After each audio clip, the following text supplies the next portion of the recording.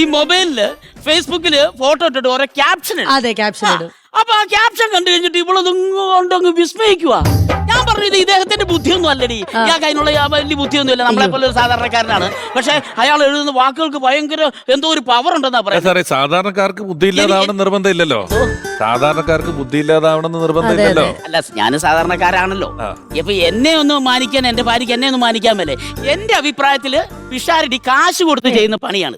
അല്ല സാർ, സാധാരണക്കാരന് ചിന്തിക്കാനില്ല അപ്പുറമുള്ള സംഭവം. മോഹൻരാജൻ ചേട്ടാ അങ്ങനെയല്ല, എനിക്കത് തന്നെ കിട്ടുന്നതാണ്. തന്നെ കിട്ടുന്നതാണോ? അപ്പൊ കിട്ടുവിടും. എങ്ങനെയാണെങ്കിൽ ഞാൻ കാണിച്ചു തരാം. നിങ്ങൾ ഇട്ടേക്കുന്ന നിങ്ങൾ കൂടെ വിലയിരുത്താൻ ജഡ്ജ്മെന്റ് നിങ്ങളുടെ ടെസ്റ്റ് ചെയ്ത് നോക്കാലോ. പോട്ടെ. ഇരയും തീരവും താരവും.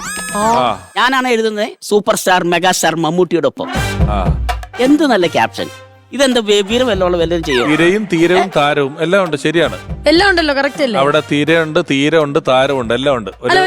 ഒരു റൈമിംഗ് ആണത്. അതെന്നെ അങ്ങനെ ഇടാനുള്ള കാരണം എന്നാ? അല്ല, അത് എടുത്തപ്പോ ദുബായിലാണത്. ദുബായില് അദ്ദേഹം തന്നെ ഫോട്ടോ എടുത്ത് തന്നു. അത് കഴിഞ്ഞപ്പം പെട്ടെന്നൊന്നും അതിന് ഇത് എന്താ കാരണം വരികയാണ്. തിരയും തീരവും താരവും. നല്ലൊരു റൈമിംഗ് ഉണ്ട്, ഒരു പ്രാസം ഉണ്ട്.